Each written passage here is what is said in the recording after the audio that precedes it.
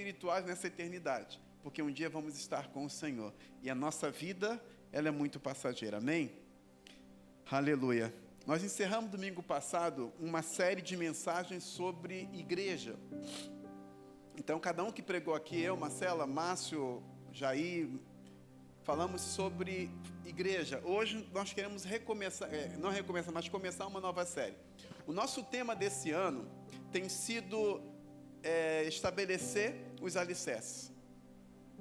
Fortalecer os alicerces. E para fortalecer os alicerces, nós precisamos entender esses alicerces. Então, o primeiro alicerce que nós falamos foi igreja.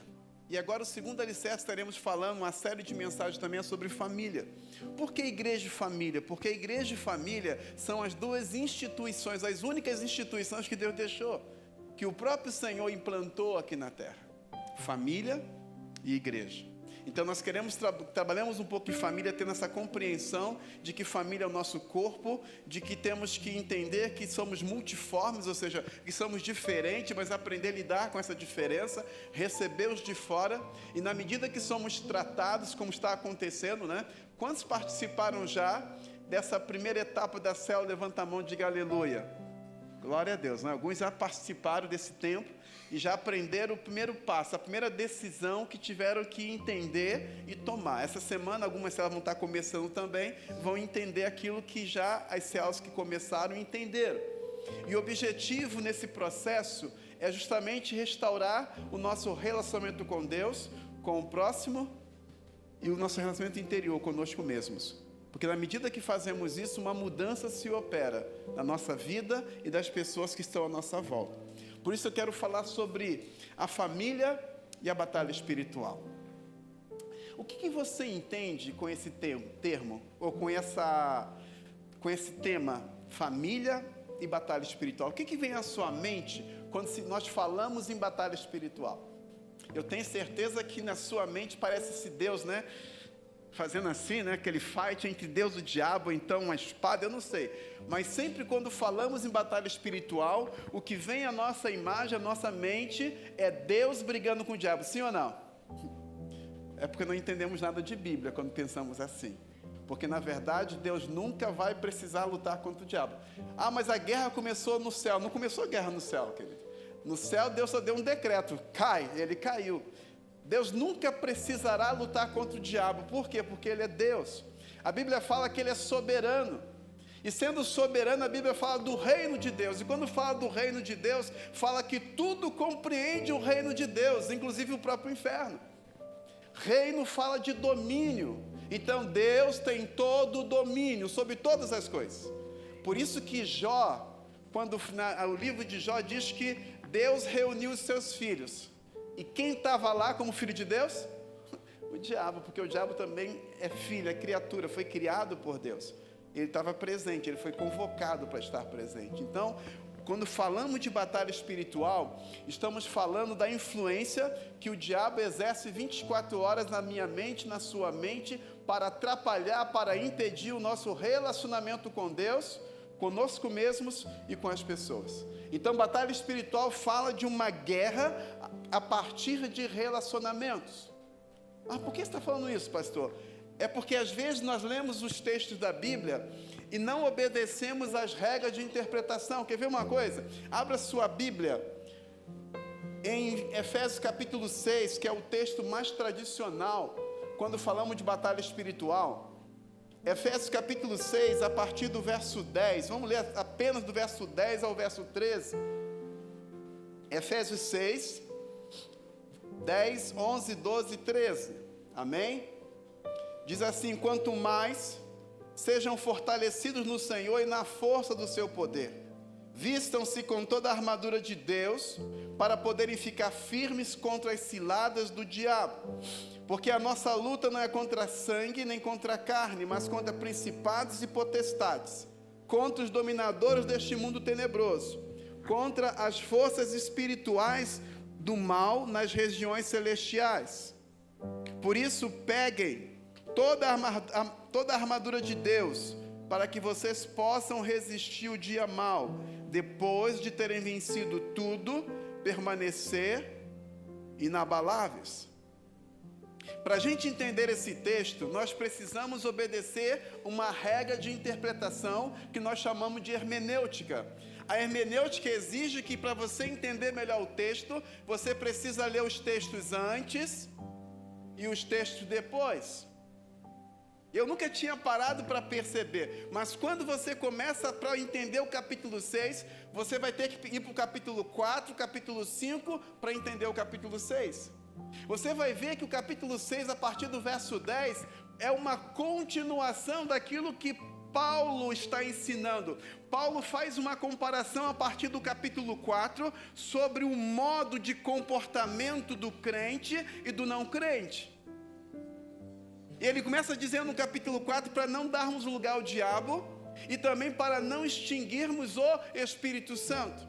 Aí ele entra no capítulo 5 e ele começa a falar dos papéis, dos deveres, do marido, da esposa, do pai, da mãe, dos filhos, do empregado. E depois, logo abaixo, quando ele termina de falar do empregado, ele começa no verso 10 falando sobre a batalha espiritual que nós travamos.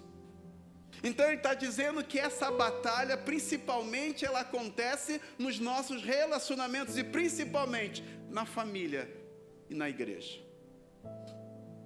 Querido, às vezes nós não entendemos isso, e esse é o nosso maior problema. Nós percebemos que a família, ela atravessa talvez uma das maiores batalhas espirituais. Por quê? Porque o acesso às informações ruins tem sido muito mais fácil do que antes, porque no passado era simplesmente o pai controlar a televisão, sim ou não? Desliga, esconde o controle, não pode ver esse programa, não pode ver essa novela, até esse horário não pode ver, não é assim? Só que hoje não, com acesso ao celular, você tem acesso a toda a informação, instantaneamente.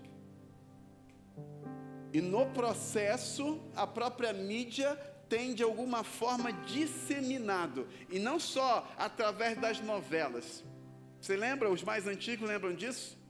Os Skills, né? Eu estou há quase 10 anos sem ver a Rede Globo, mas lembra que era a novela das 13, vale a pena ver de novo, novela das 18, das 19, das 20, ainda tinha das 22, fora quando não tinha as minisséries. Então você ficava o tempo inteiro, e devagarzinho eles foram introduzindo a questão do homossexualismo, foram introduzindo o divórcio, a separação, e tinha momentos que você torcia pelo amante. Aí tomara que o marido não chega, tomara que o marido não chega, aí tomara que ele não chegue em casa e pegue a amante, tomara que o amante era o herói. Tem uma novela chamada Roque Santeiro, havia um fotógrafo, mulherengo que só ele só, e você torcia para o marido não chegar na hora, para aquele fotógrafo, nem lembro o nome dele, não ser pego, nem diga, tá, gente? Os mais antigos nem tente dizer, senão a gente vai repreender em nome de Jesus. Mas era assim, querido. A minha mãe gostava muito, então era direto. Quando saía da Globo, ela passava para o SBT, passava para a Record.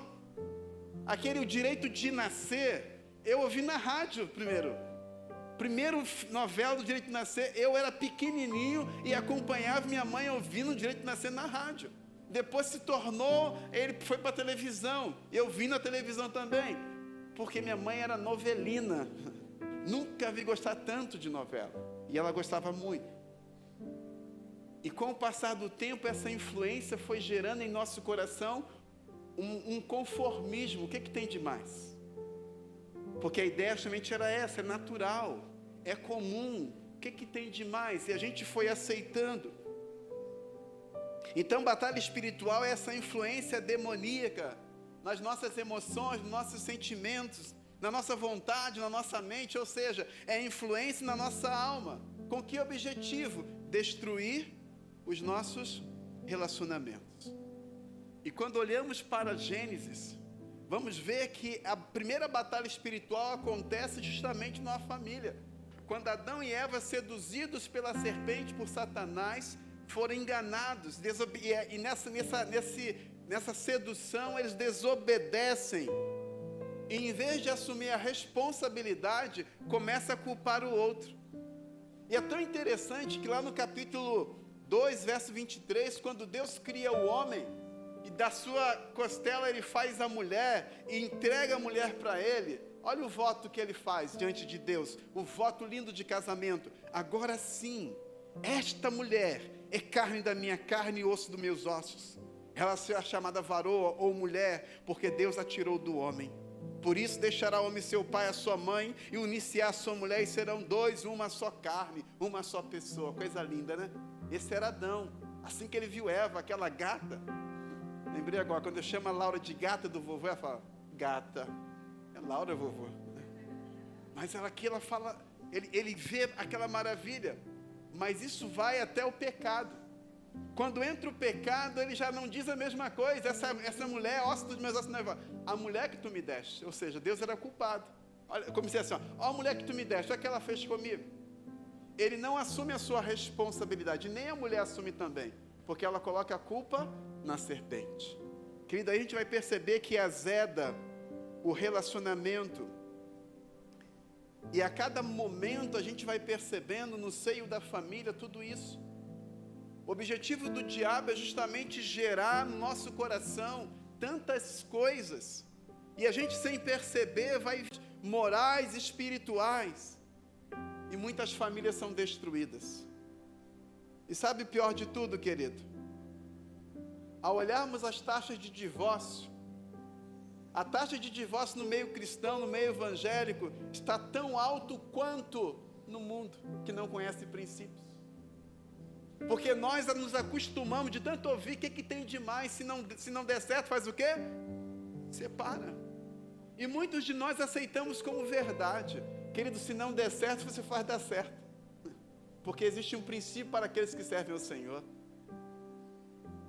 Quer casar? Dançou, querido. Agora, vai levar tua bênção até aquele dia. Vai aprender a consertar algumas coisas. Mas sabe qual é o nosso problema? Porque nós andamos sozinhos.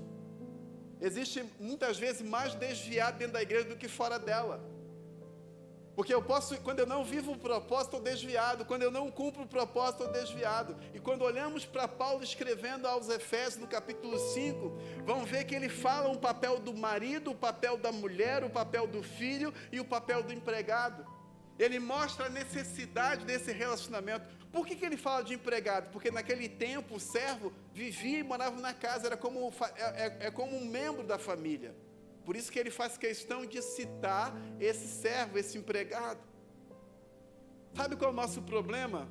E o problema de muitas famílias, porque não perceberam que existe uma guerra invisível. Existe um mundo que não vemos, existe uma situação que nós não conseguimos enxergar. Uma situação talvez pior do que a catástrofe, a tragédia que nós presenciamos agora no Rio Grande do Sul. Só que é uma tragédia que nós não vemos, ela é espiritual. Nós não conseguimos enxergar com os olhos naturais. Quando Deus chama Abraão, e Abraão era hebreu, ou seja, quando Deus chama os hebreus para ser seu povo escolhido, Deus tinha um objetivo. Quando diz para Abraão, em ti serão benditas todas as famílias da terra. Quando Deus institui a família, o propósito de Deus é que a minha família fosse bênção para essa cidade, que a sua família fosse bênção para essa cidade, que a nossa família fosse bênção para outras famílias e que o nosso testemunho como família pudesse trazer paz, trazer esperança, trazer consolo, trazer restauração, para que ao olhar para a nossa família eles possam perceber que existe sim solução. Ao olhar para o meu casamento, para o seu casamento, eles possam perceber, sim, existe esperança para o nosso casamento. Olha o casamento deles. Sim, existe esperança para os nossos filhos. Olha como é que os filhos deles são.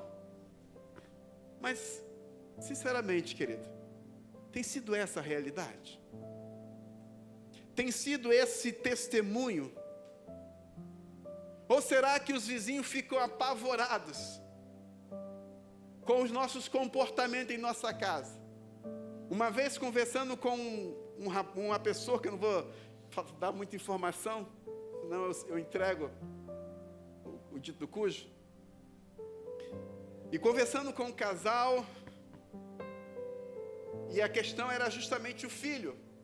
Eles moravam em apartamento e o filho ficavam discutindo muito alto, em voz muito alta com o pai, aquela, né, discussão, e a mãe tinha muita vergonha, pastor, tem muita vergonha, o que os vizinhos pensar? Os dois discutindo. Eu falei, não entendi aquilo. Eu falei, tá, você discute com seu filho?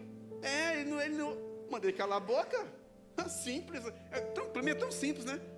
Se o filho está discutindo com o pai, o que o pai tem que fazer? Cala a boca. Aí ele falou, se ele não cala. Eu falei, o quê? Ele não cala? Você não tem uma vassoura em casa? Melhor cortar isso aí, senão o conceito me pega. Você não tem uma vassoura em casa? Eu falei, só precisa de uma. Ele vai levar um susto tão grande que ele nunca vai fazer de novo. Cara, é simples para mim algumas coisas. Lá em casa nós tínhamos o chinelo, né? Ele voava, não sei como é que eu fazia. Que eu jogava, ele fazia voltinha ali atrás, ó. Deu certo, querido. Graças a Deus nunca foi preciso tanto. Mas existem situações em que um pai não pode ser afrontado. Por quê? Porque quando um pai perde autoridade, ele está amaldiçoando o próprio filho. Porque a promessa qual é? Honra o teu pai e tua mãe para quê? Para que te prolongues os dias é bênção. Mas quando o pai não exerce essa autoridade, ele está trazendo maldição, porque esse filho não vai ter vida longa. É o próprio pai amaldiçoando, porque não está usando, não está exercendo a sua autoridade. Mas a vergonha daquela moça, daquela senhora, era que os vizinhos estavam escandalizados, porque sabiam que aquela casa era casa de crente. Já percebeu isso, querido? Isso é batalha espiritual, nós não percebemos. Então o diabo é culpado? Não, querido. Eu estou dizendo que existe uma influência.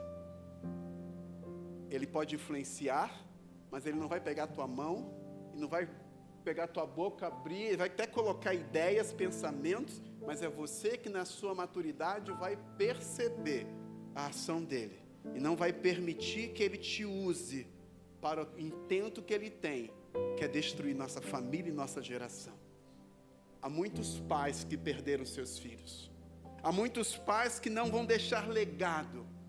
Porque a primeira coisa que os filhos querem fazer quando crescer um pouquinho, como diz os jovens, é vazar, porque não aguentam mais a hipocrisia que vivem em suas casas.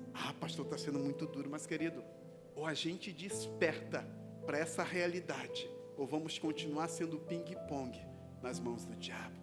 Vamos continuar sendo joguete, achando que está tudo certo, que está tudo bem, quando na verdade não nos avaliamos como pessoas para entender a nossa realidade. Precisamos olhar para nós mesmos e perceber que existe alguma coisa errada. Mas como eu posso mudar isso? A primeira coisa, Paulo está nos ensinando aqui no verso 10. Olha que ele diz, quanto mais sejam fortalecidos no Senhor e na força do seu poder. É tão interessante que essa palavra fortalecidos vem da palavra dinamis. Só que quando ele fala sedes fortalecidos, essa palavra também, além de ser uma palavra que fala de poder, de força, ela está o que nós chamamos no português na voz passiva. E todo aluno de primeiro e segundo grau sabe, de segundo grau sabe, que voz passiva é quando você pratica a ação, amém? Não, é quando você sofre a ação. Então, a ideia é o seguinte, sede fortalecidos, não é você praticando, não é você buscando forças, mas é em Deus você se fortalece. Porque a ideia do texto, ele fala de uma força, não que vem de fora para dentro, mas de uma força que vem de dentro para fora. Essa preposição nos dá essa ideia de uma força que já existe dentro de cada um de nós. Essa força existe dentro de todo aquele que já abriram o coração para o Senhor Jesus. E é essa força que nos faz vencer Satanás quando eu permito que ela venha para fora, quando eu permito que ela domine a minha vida. Por isso que eu preciso reconhecer a minha dependência de Deus.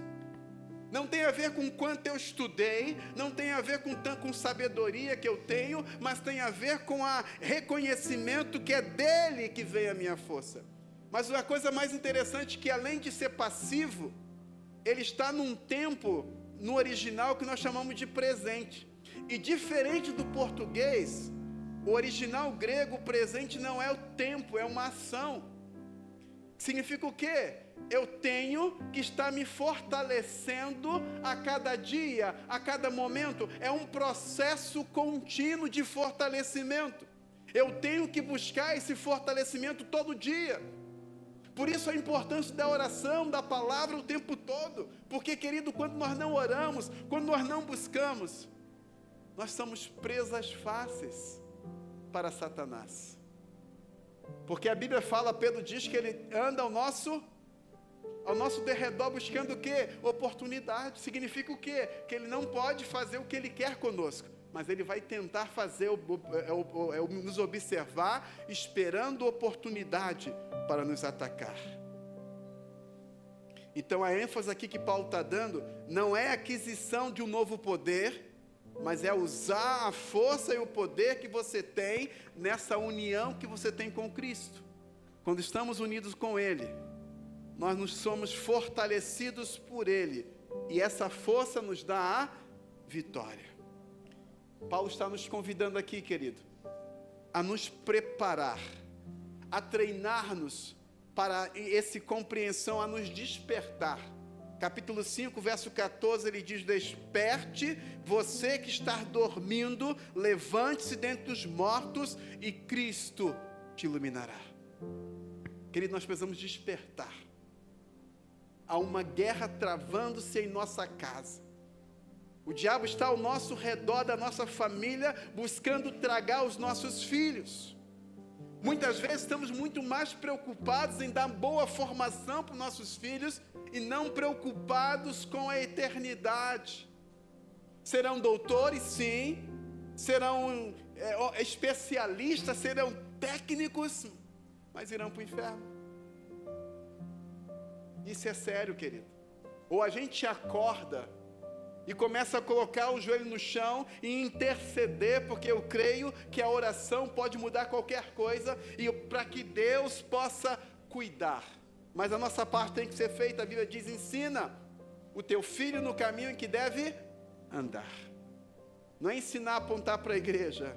Telegrafista Adolfo Coelho 676, 656, não é isso, querido. É ensinar a partir da forma como eu vivo. Quer ver um exemplo? Faz assim com a sua mão, esfrega a mão na outra. Isso, bem, mais forte. Agora bota a mão na testa. Você percebeu? Muita gente colocou no pescoço. Sabe por quê, querido? Porque o exemplo arrasta mais do que palavras. Eu falei testa e botei no pescoço, e muita gente botou no pescoço também. Por quê? Por causa do exemplo. Mas o que eu falei? Testa. Às vezes você está falando uma coisa para os seus filhos e fazendo outra. Quando você fala uma coisa e faz outra, ele não vai seguir o que você fala, mas aquilo que você faz. Então nós precisamos entender isso, compreender isso. Mas como eu posso então ser fortalecido?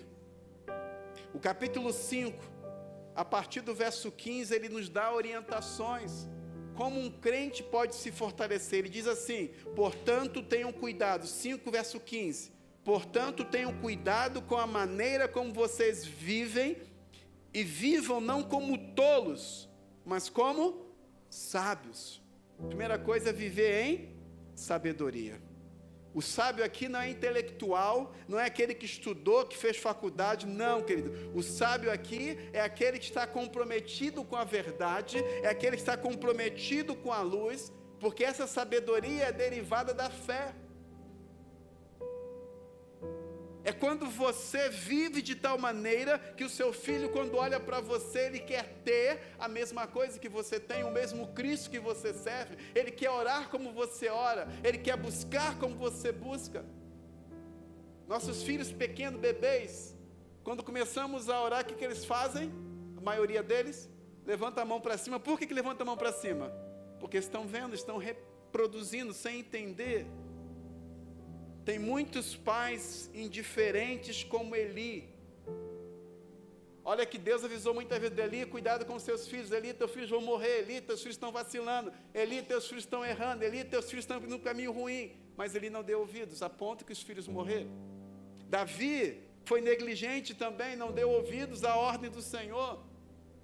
O homem segundo o coração de Deus foi o pior pai que a Bíblia tem notícia. Destruiu a sua casa. Por quê? Porque faltou sabedoria. Mas ele diz no versículo 16, aproveitando bem o tempo, porque os dias são maus. Para ser fortalecidos, eu preciso administrar bem o meu tempo. E administrar bem o meu tempo, a ideia do original aqui, é aproveitar ao máximo as oportunidades.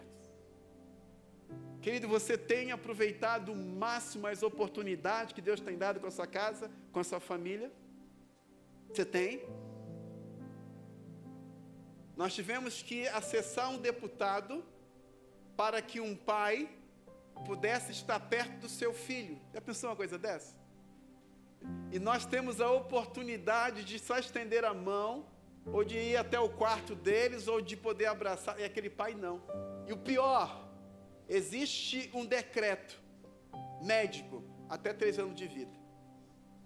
Ele vai viver até os 3 anos de vida, em nome de Jesus, que seja quebrado em nome desse decreto. Mas é um decreto, querido. E os pais, a gente conversando, percebeu que eles concordaram com esse decreto. E a gente não julga, porque imagine a dor. 7 meses nessa batalha, nessa crise, nessa guerra entre médicos, né, onde a criança, na verdade, passa toda a vida, esse tempo todo internado. Você tem aproveitado, tem remido esse tempo, tem aproveitado as oportunidades que Deus tem dado com a sua casa? Esses dias eu vi uma postagem de um pai, ou de um, não sei se é pai ou da mãe também, aqui de Sombrio, dizendo: filha, eu estou aqui trabalhando, não sei quantos anos já que ele está fazendo isso, mas é por você, tá? Meu Deus, vontade de responder, né? Pergunta para a filha, o que ela prefere? O dinheiro do pai dos Estados Unidos ou a presença dele? Querido, nada compra a presença. O melhor presente, a melhor casa, não compra a presença. Mas são desculpas esfarrapadas que nós damos para justificar a nossa ausência. E a gente tem trabalhado nesse estudo, nós estamos agora passando esse processo, célula de transformação. Você vai ver que o maior problema que nós enfrentamos, eu falo de mim também, é a orfandade. E essa orfandade biológica e emocional gera também orfandade espiritual. Ah, mas seu pai estava, mas não estava presente. Não estava nos Estados Unidos, mas parecia que estava no mundo da lua. Há muitos pais que nem foram para tão longe, mas também estão perto só de corpo, mas a mente e o coração estão distantes dos seus filhos. Infelizmente, a rede social, que seria uma bênção, veio para estragar, porque temos muito mais tempo para televisão, para rede social, do que atenção aos nossos filhos. E os filhos estão aproveitando. Pai, posso fazer isso? Ah, pode. Ele nem sabe o quê, né? Precisamos pensar e parar. O que temos feito? Ou se temos remido esse tempo, aproveitando para ensinar os nossos filhos o caminho do Senhor. Outra forma de ser fortalecido no Senhor é compreender a vontade de Deus. O verso 17 do capítulo 5 de Efésios diz: por esta razão não sejam insensatos, mas procurem compreender qual é a vontade do Senhor. A palavra insensato aqui no original é estúpido, bobo. Querido, quando não entendemos a vontade do Senhor, nós não sabemos o que está acontecendo à nossa volta. Nós vamos julgar, nós vamos tomar decisões que não são as decisões daquilo que Deus quer, porque as nossas decisões muitas vezes são tomadas baseadas naquilo que é bom, e nem sempre aquilo que é bom é o que Deus quer. Já percebeu que nós temos dificuldade com a dor? É um dos assuntos que é tratado na própria célula. Nessa semana falamos sobre isso, que nós fugimos da dor como o diabo foge da cruz, quando na verdade algumas situações pelas quais nós passamos, elas são necessárias. Qual é o problema dos pais hoje? As dificuldades que nós passamos, seja com nossos pais, seja para conquistar o que nós temos hoje, que nos transformaram nas pessoas que nós somos, sim ou não?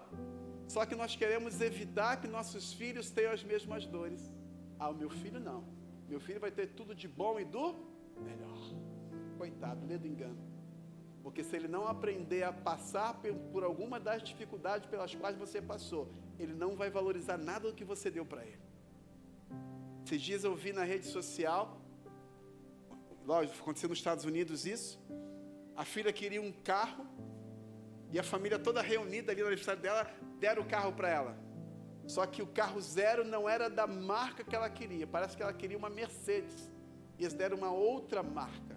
Ela fez um escândalo, porque não era a marca de carro que ela queria. É assim, querido. Eu lembro de outra situação, que o pai mandou os filhos para Disney, e foi pegá-los no aeroporto. Em vez de dar um abraço no pai, como é que está, quanto tempo, não. O senhor alugou aquela casa para passar no verão lá naquele lugar? Não, a gente não queria ir para aquele estado, a gente não queria ir para aquela praia. E o colega ficou assim, sem entender. Eles iam para uma baita de uma praia, mas não era aquela que eles queriam. É assim, querido, vivemos uma geração assim, mas a culpa não é dessa geração. A culpa são dos pais, que têm evitado situações difíceis, quando as situações difíceis formariam filhos e homens mais fortes. E o que está acontecendo hoje? Por não passar por dificuldade, eles são forjados para serem homens fracos. O nosso problema é que nós estamos formando filhos e não pais. Essa é a nossa dificuldade. Nós precisamos parar de formar filhos e começar a formar pais, para que quando eles forem adultos, terem a sua própria família, eles arquem com as condições, com as situações. Mas não, a maioria dos nossos filhos vão voltar para nossa casa correndo, vão ficar ali ao nosso lado o tempo todo, não vão assumir a sua responsabilidade, a maioria, querido. Por quê? Porque nós não formamos pais, nós formamos apenas filhos, que não conseguem fazer nada. Eu estava comentando com a Marcela esses dias, falando da Paula, ela não está aqui, acho que não deve estar ouvindo. Ela ficou 30 dias lá em casa, para a gente ajudar a cuidar, e a vontade nossa é que ela ficasse 60, e a gente, não, você não vai aguentar, como é que você vai fazer com 2 crianças, é coisa de pai, né?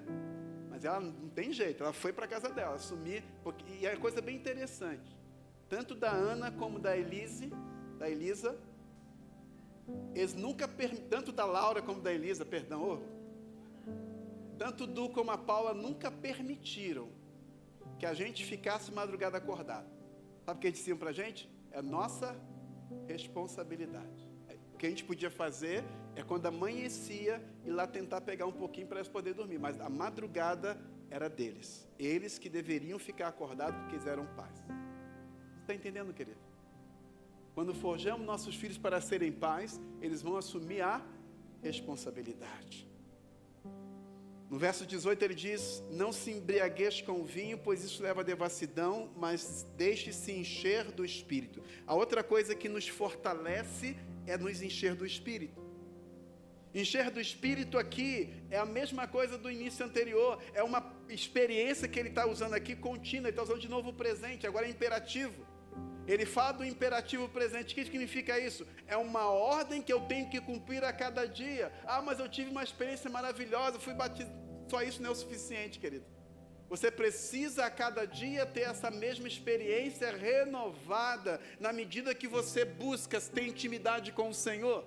Porque é isso que vai te ajudar a discernir, porque o que nos falta nesse tempo, nessa batalha espiritual, é discernimento. Não conseguimos discernir os espíritos, e pelo fato de não discernir os espíritos, nós estamos brigando entre nós, nós estamos lutando.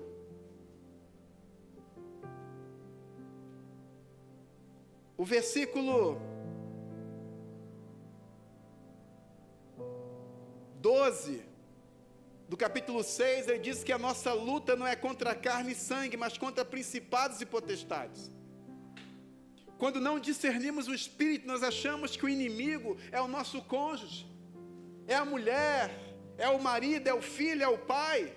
Quantas brigas que não precisavam acontecer se eu descobrisse, se eu percebesse que existe uma regência diabólica. Eu não estou dizendo que o marido ou que a esposa não tem responsabilidade naquilo que fala ou faz, não é isso, querido. Eu estou dizendo que nós temos que ter sabedoria para entender o que está por trás daquela situação.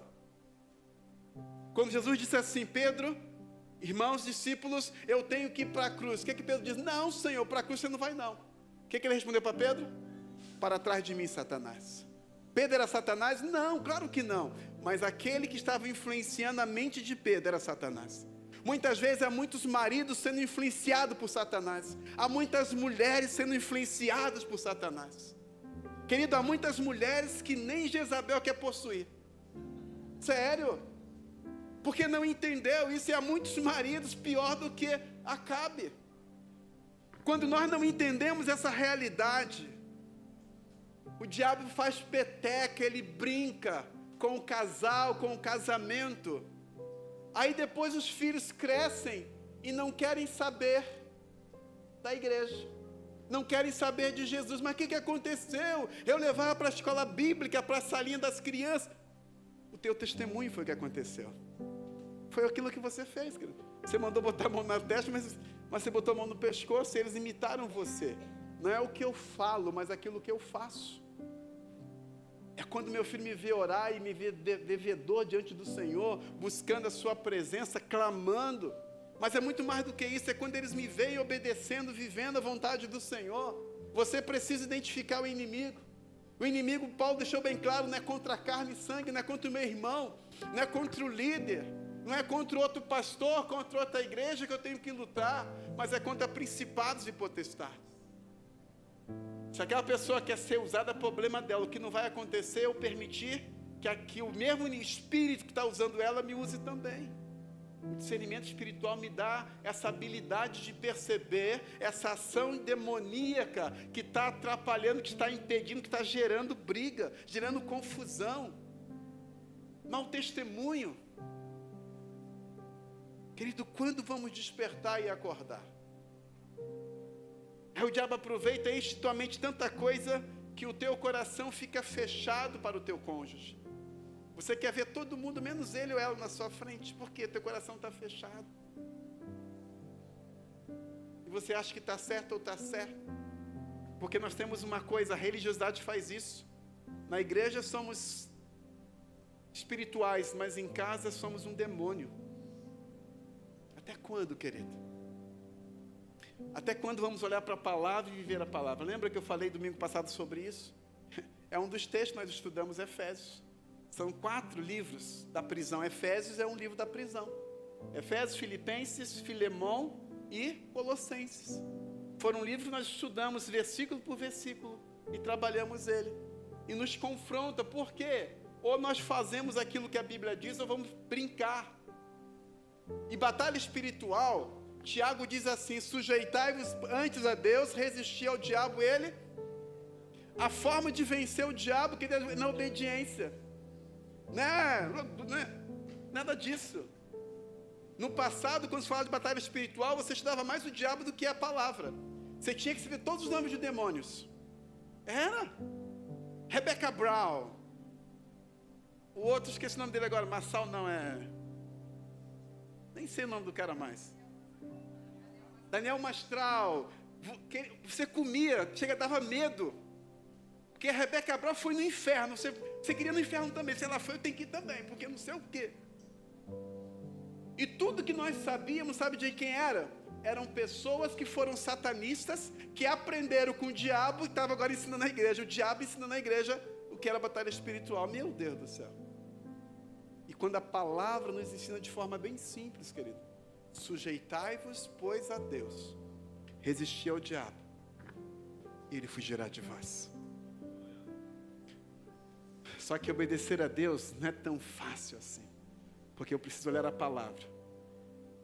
E Efésios capítulo 5, Paulo diz para a mulher: mulheres, obedecei aos vossos maridos. Homem, yes! Só que diz para o homem: maridos, amai a vossas esposas de que forma? Como Cristo amou a sua igreja.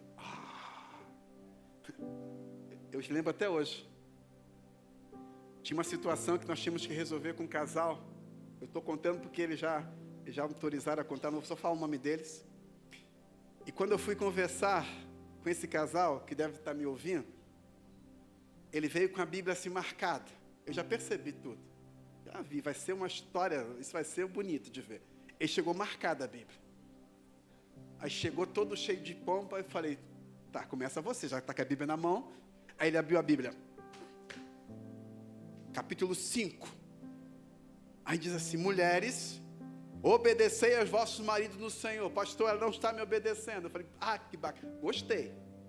Olha, gostei mesmo, mas vamos ler todo o contexto. Lê um pouco antes. Marido, amai a vossas esposas assim como Cristo amou a sua igreja. Eu perguntei, você ama a sua esposa assim? Amo. Calma, foi rápido demais. Calma, eu não terminei ainda. Né? Eu falei, tá, e se ela não lavar roupa para você? Se ela não fizer comida, não limpar a casa e nem aquilo também? Você vai amar? Aí não, né? Mas a Bíblia diz isso. Amar é aqui o amor ágape. É independente de qualquer coisa. Não é amar porque a esposa é boazinha, não é amar porque a esposa é maravilhosa, não é amar porque a comidinha dela é gostosa. Não, é amar apesar de, porque a comparação que ele faz aqui é amar como Cristo amou a sua igreja. E como é que ele me amou? Porque eu era bonitinho, porque eu faço as coisas certinhas? Não, querido. Ele me amou apesar das minhas falhas, dos meus pecados, dos meus defeitos. Eu estou num processo de santificação. Eu vou cair, eu vou levantar, mas eu não vou parar, eu vou continuar. E ele me amou a si mesmo. E ele fala que o marido precisa amar a esposa nesse nível. Você entende, querido? Obedecer, sujeitar a Deus é justamente isso, é sujeitar a palavra. E é tão interessante que quando Paulo, voltando aqui no capítulo 5, quando ele começa a falar no capítulo 5 aqui, tem uma coisa tremenda que ele ensina para a gente, está no versículo 21 do capítulo 5, que uma forma de me fortalecer, ele diz assim, sujeitem-se uns aos outros no temor de Cristo. Sujeitar a Deus é a sua palavra, mas também é me sujeitar ao meu irmão. É me render à exortação, ao conselho dele para a minha vida. É por isso que muitos de nós fogem da comunhão, como o diabo foge da cruz. Sabe por quê? Porque a comunhão dói. A comunhão nos expõe, querido. É fácil sermos o cara, eu ser o pastorzão de vocês. Vai lá na minha casa, pergunta para Carla, pergunta para Paula, pergunta para o Du, para o William, para a Ana, para a Marcela, quem eu sou de fato. Porque é lá em casa que eu não vou conseguir esconder. Está entendendo isso, querido? Mas a comunhão nos expõe. Quanto menor o grupo que nós pertencemos, nós não podemos esconder durante muito tempo de fato quem nós somos. Mas enquanto eu não descobrir, não me revelar, eu não serei autêntico e o diabo vai ter isso contra mim. Porque se a minha identidade não for transformada, eu vou continuar vivendo uma farsa.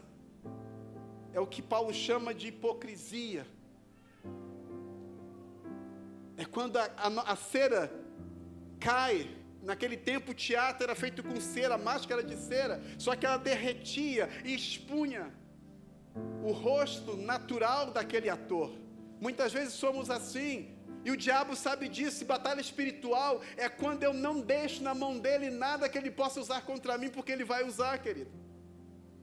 Não é o quanto de santidade você tem, não é o quanto você conhece a palavra, mas é o quanto você vive em obediência, em sujeição a Deus. É isso que te dá a vitória. Versículo 11 e 13, para encerrar. Capítulo 6 agora. Ele diz assim, vistam-se com toda a armadura de Deus, para poderem ficar firmes contra as ciladas do diabo. E o 13, por isso peguem toda a armadura de Deus, para que vocês possam resistir no dia mau, e depois de terem vencido tudo, permanecer inabaláveis. Nós só vamos conseguir viver esses princípios do capítulo 5 e parte do capítulo 6, quando fala do relacionamento familiar, marido e esposa e esposo, pais e filhos, filhos e pais. Só poderemos viver como Deus deseja que nós vivamos, esse relacionamento saudável, quando nós nos vestirmos da armadura de Deus. E aqui, quando ele fala da armadura de Deus, ele fala de duas coisas importantes. Ele fala de quem é a armadura. Eu não posso lutar com aquilo que é meu, com a minha sabedoria, com a minha força, não, querido. Quando Davi foi enfrentar Golias, Saul lhe deu a armadura dele. E foi Davi que aquela armadura pesada, nem conseguia andar direito. Ele teve que tirar aquela armadura, por quê? Porque aquela não era a armadura que Deus tinha forjado para ele. Muitas vezes nós queremos lutar com a armadura do engano, com a armadura da dúvida, ou da hipocrisia. Não vai dar certo, querido. Precisamos ser autênticos e reconhecer que precisamos de ajuda, muitas vezes em áreas que nós temos dificuldade. Qual o problema? Tiago diz que eu preciso confessar um para o outro, porque quando eu confesso para o meu irmão, eu sou curado, eu sou restaurado nessa prestação de contas. Mas ele fala também que essa armadura, além de ser de Deus, ela precisa ser completa. Tomai toda a armadura, não é uma parte da armadura, é toda. O soldado não pode ir para a guerra com parte do seu material. Ah, eu fui para a guerra, mas esqueci meu fuzil, está tudo certo? Não. Capacete não. Ele precisa de todo o equipamento, porque se ele não estiver com todo o equipamento, quando ele precisar, não vai ter, e não vai dar tempo de retornar para o quartel para pegar.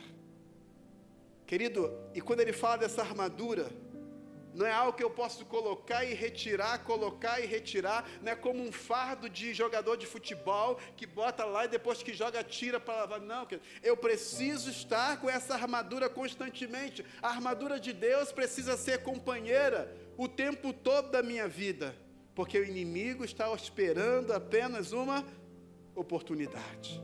E Paulo fala das astúcias. A palavra astúcia no original fala de maquinação, de estratagema, de método. Ele tem um método próprio para enganar a mim e a você. Para cada um de nós, ele é um baita de um psicólogo, ele nos conhece, e ele sabe qual é o método X para derrubar o Ciel, o método Y para derrubar o Leandro, o método H para derrubar o Ailton. Ele sabe, querido. O que não podemos dar para ele é a oportunidade, porque senão ele vai nos derrubar. E Paulo então dá algumas armas aqui defensivas da armadura. Ele diz: o cinto da verdade. É quando o meu entendimento é iluminado, quando o meu caráter está firme. Ele fala da couraça da justiça. É uma vida santa, para absorver tanta crítica como a perseguição. Ele fala do escudo da fé. É a certeza, é a convicção. Ele detém todo o contra-ataque, todas as artimanhas, todo o sofisma. O que são sofisma? Aquilo que parece verdade, mas não é. São meias verdades. O escudo nos protege. Aí ele também nos dá armas ofensivas, não somente defensivas. Espada do Espírito, que é a palavra, que é a Bíblia. Pés calçados. É nos preparar para marchas longas, árduas em obediência a Cristo. Capacete da salvação, proteger os nossos pensamentos. E esse equipamento precisa ser azeitado com oração. Ah, querido, quando entendemos a batalha espiritual que nós enfrentamos como família, Deus muda a nossa percepção. E o diabo não tem o que fazer. Mas temos que despertar e acordar. Porque o que está em jogo é a nossa geração. Você já pensou, querido? Às vezes eu penso sobre isso. Eu criei filhos, filhas, para viver aquilo que eu tenho vivido. E agora estamos gerando netos para viver o que temos vivido. E esses netos vão gerar os seus filhos, bisnetos, e assim vai a geração. E a questão é o que você está gerando. Ezequias, quando foi confrontado pelo Senhor, e Deus disse a Ezequias: você falhou comigo. Você mostrou o seu palácio, os tesouros que não deveria ter mostrado. Então quero dizer para você que tudo que você tem vai ser levado pelo seu inimigo. Aí ele perguntou: quando vai ser isso? Depois da sua morte. O seu filho, está tudo bem. Então, como assim? Ah, não vai ser comigo? Então está tudo bem. Ou seja, ele não se preocupou com a sua geração. Não se preocupou com o seu legado. Querido, qual é o legado que você tem deixado? Ah, eu tenho 2 terrenos, pastor. Não estou falando disso. Eu tenho 2 casas, também não é isso. Eu tenho uma conta no banco, meus filhos... Não, querido. O legado fala de transmissão de bastão. É quando você, depois de combater o bom combate, passa para os seus filhos o bastão espiritual, para que agora eles possam dar continuidade. Em março eu estive no Rio, meu tio fez 90 anos de idade. Ele era irmão da minha mãe. Hoje só temos 2 tios, que são os últimos da nossa geração. Então nós fazemos questão sempre, quando podemos, de prestigiar os 2. Eu não sabia, mas que cheguei lá, fiquei sabendo que eu seria o pregador da programação. E eu pensando sobre o que eu iria pregar para o meu tio, o que eu iria falar naquela festa. E a Marcela ligando, conversando com a Marcela, deu uma ideia. Não se preocupe em pregar, fala de tudo aquilo que seu tio representou na nossa vida. Eu falei, boa ideia. E eu fiz isso. Porque cada passo da minha vida, da minha história, tem um dedo do meu tio. Quando eu estava no seminário, meu tio é aquele que respondia as perguntas que eu não sabia. Qualquer pergunta bíblica que eu não sabia, eu perguntava para ele, ele sabia responder. Quando eu era adolescente, nós íamos de casa em casa fazer culto doméstico. Naquele tempo nós levávamos um megafone. E meu tio era responsável, então naquele tempo não tinha carro. Nós pegávamos aquele megafone, eu, meu irmão, Silas e mais o meu primo, e íamos para toda aquela região, e chegávamos mais cedo, montávamos aquele som, e para a gente era uma alegria montar o som. E eu pude agradecer ele por isso. Na casa da minha tia e do meu tio, se hospedaram muitos pastores, porque era aquela casa onde todo mundo queria, no domingo, fazer a sua refeição. Então vinha muita gente, tinha seminaristas que vinha no sábado, e domingo à noite já voltava com as marmitas para a semana.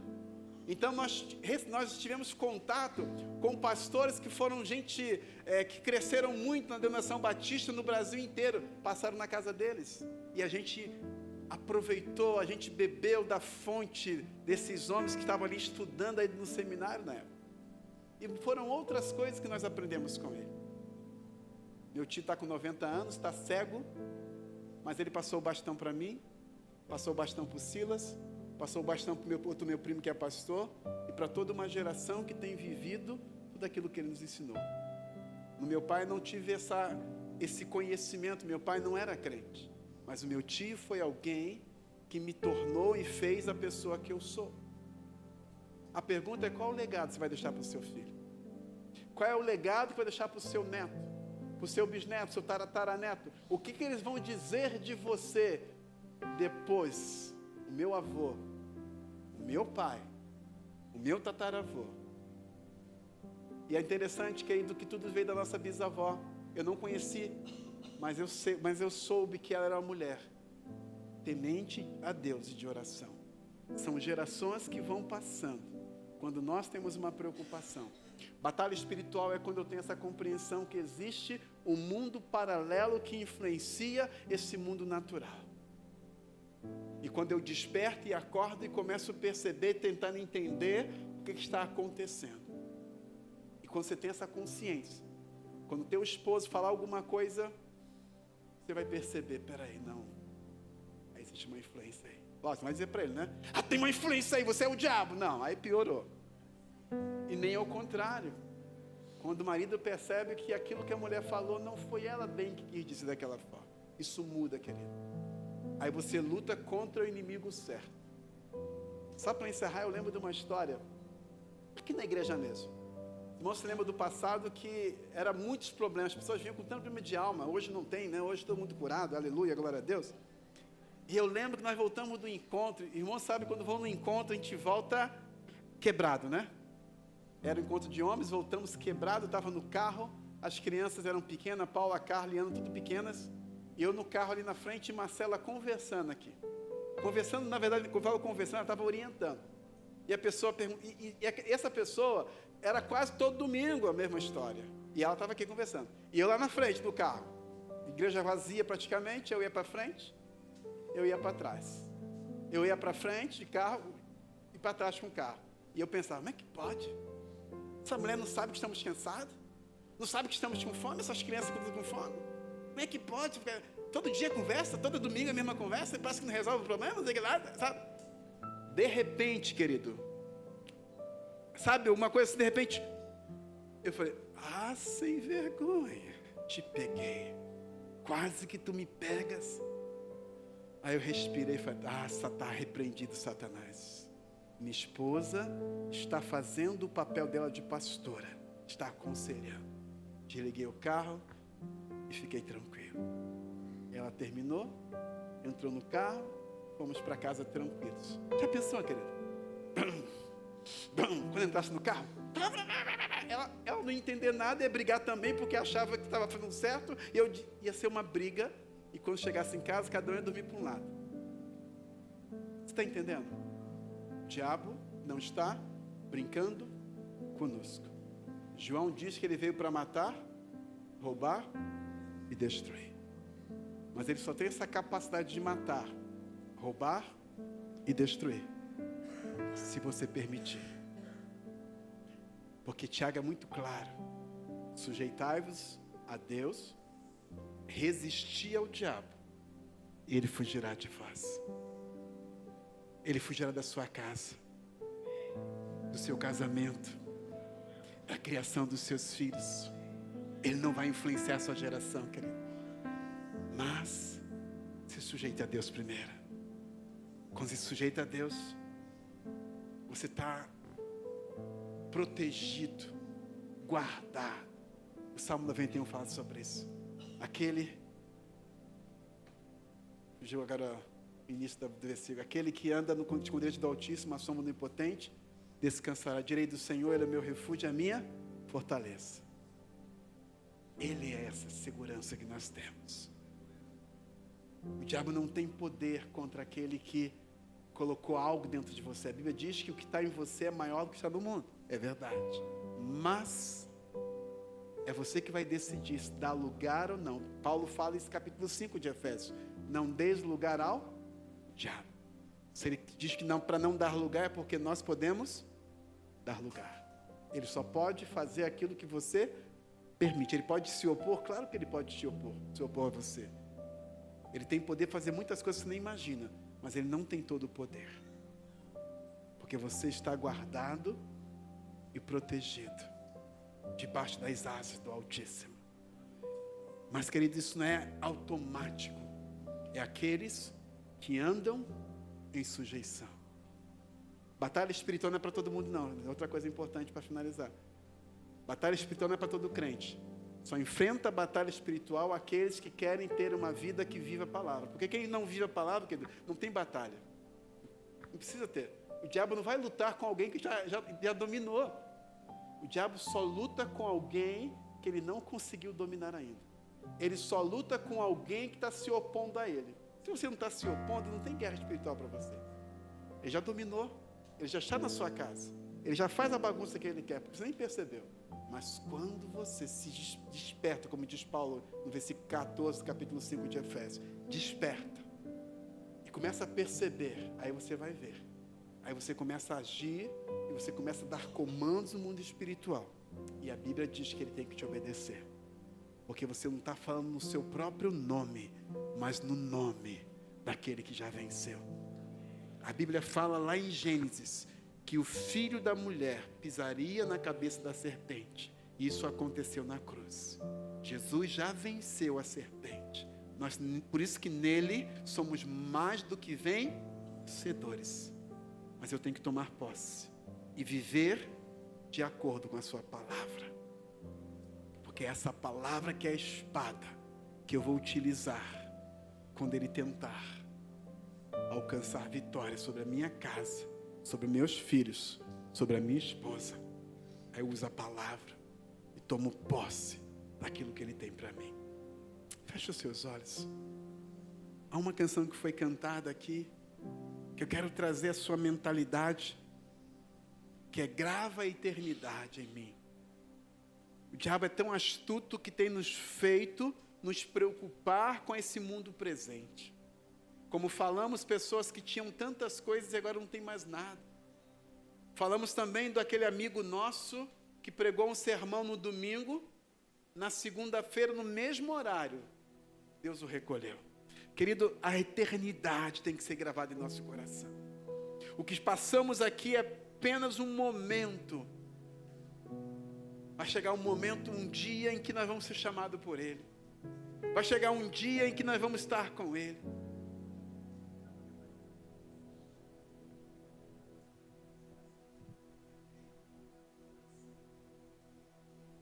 Quando esse dia chegar, eu e você vamos apresentar diante dEle a nossa casa, a nossa família, e dizer: Senhor, aqui está, meus filhos são flechas em tua mão, aqui está minha família diante do Senhor. Comece a interceder pela sua casa, querido. O que eu falei aqui não é para ofender você, não é para julgar você, mas é para despertar. Para que você não fique à mercê do inimigo, apanhando sem necessidade. Quando também, através da palavra, pode tomar posse de tudo aquilo que Deus tem para você. Comece a orar, comece a interceder pela sua casa.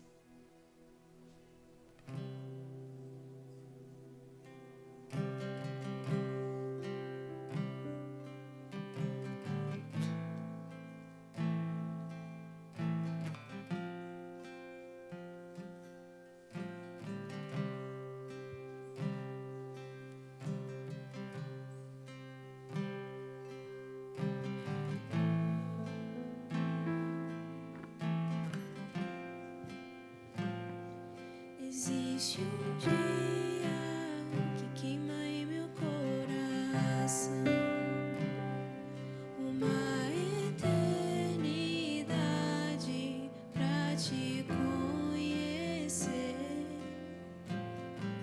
Você plantou em mim essa saudade. Você plantou em mim esse anseio.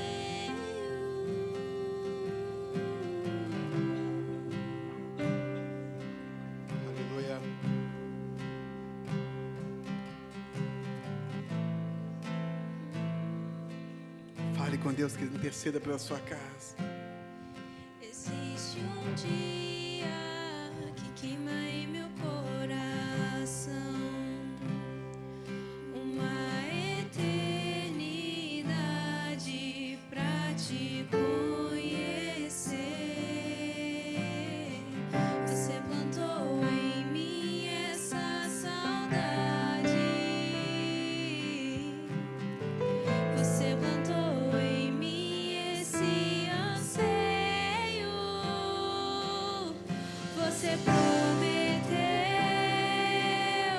irá cumprir. Você prometeu que em breve voltará. Você prometeu irá cumprir. Você prometeu que em breve voltará. Nosso coração queima, nosso interior deseja o dia da tua volta, o dia do nosso encontro.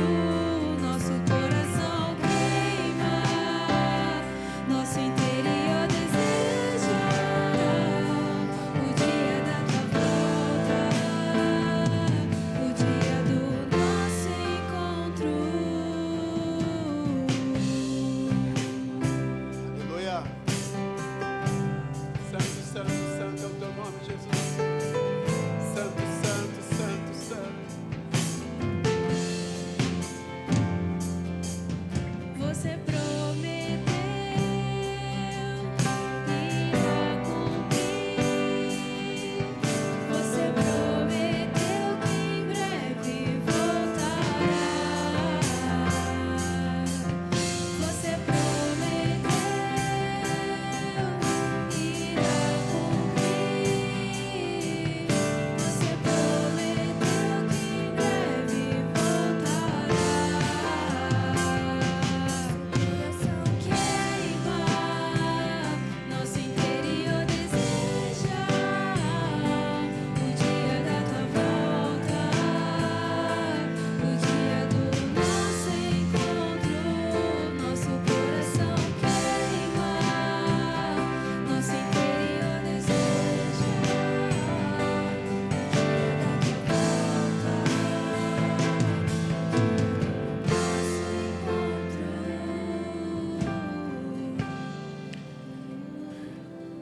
Eu quero fazer um desafio nessa noite, querido.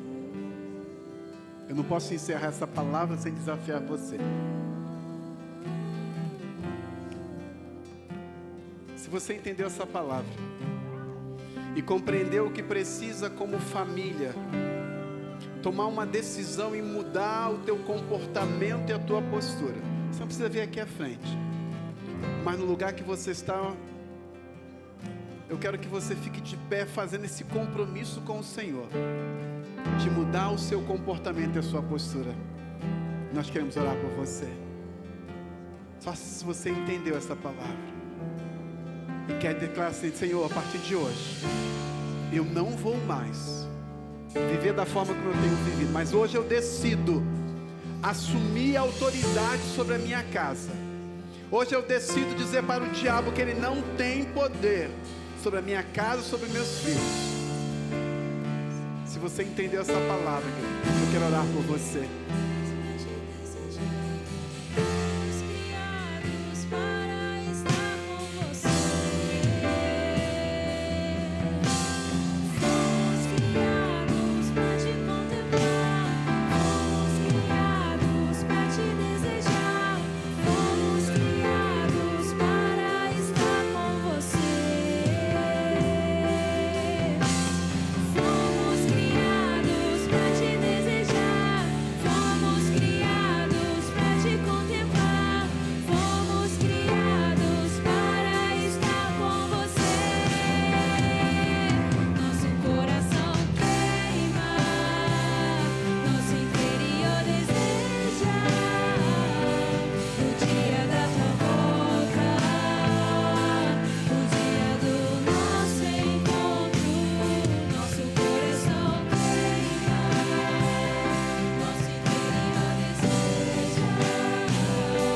dia da tua volta, o dia do nosso encontro. Espírito Santo, queremos, ó Deus, nesta noite nos apresentar diante do Senhor. Ó Deus, gera em nosso coração, em nossa casa, um novo tempo. Ó Deus, repreendemos toda ação, todo ataque, todo contra-ataque, ó Deus, todo sofisma, toda palavra de pensamento lançada por demônios, que tem gerado, ó Deus, separação, brigas, intrigas no seio da família, entre esposa e esposa, entre filhos e pais, entre pais e filhos, caia por terra em nome de Jesus. Ó Deus, dá aos teus servos sabedoria. Ó Deus, a partir de hoje, dá a eles visão espiritual, discernimento, para que possam ver e possam perceber toda a ação, ó Deus. Que possamos compreender que não estamos lutando contra filhos, não lutamos, ó Deus, contra o nosso cônjuge, os filhos não lutam contra os seus pais, mas lutamos contra principados e potestades, lutamos contra aquele que tenta, Senhor, atrapalhar nossa casa, impedir o fluir do Senhor, trazer restauração, bênção. Oh Deus, todo espírito que tem, oh Deus, dizimado as finanças, repreendemos, dizemos fora, em nome de Jesus. Todo espírito que tem gerado controvérsia, que tem gerado brigas, que tem gerado discórdia, dizemos fora, em nome de Jesus. Todo espírito que tem gerado rebeldia nos filhos, ó Deus, em relação aos seus pais, nós quebramos essa maldição e dizemos: espírito de desobediência, fora, em nome de Jesus. Ó Deus, toda a regência do inferno sobre cada casa seja anulada, ó Deus, que seja aplicada sobre cada casa, sobre cada casal, sobre cada família, sobre cada filho, esposa, esposo, o sangue de Jesus, que possa protegê-los, guardá-los de todo contra-ataque das trevas. Nós os abençoamos para prosperar, para viverem, ó Deus, o melhor do matrimônio, para que sejam abençoados pelo Senhor, para que sejam prósperos, para que tenham famílias abençoadas, filhos obedientes, maridos, ó Deus, comprometidos, responsáveis, mulheres submissas. Todo espírito de Jezabel, todo espírito de Caim, todo espírito de Acabe, de Eli, de Davi, caia por terra, em nome de Jesus. Venha restauração sobre a nossa casa, venha as bênçãos do Senhor sobre cada lar, e que possamos a partir dessa semana já experimentar um novo tempo, Senhor, um novo tempo de paz.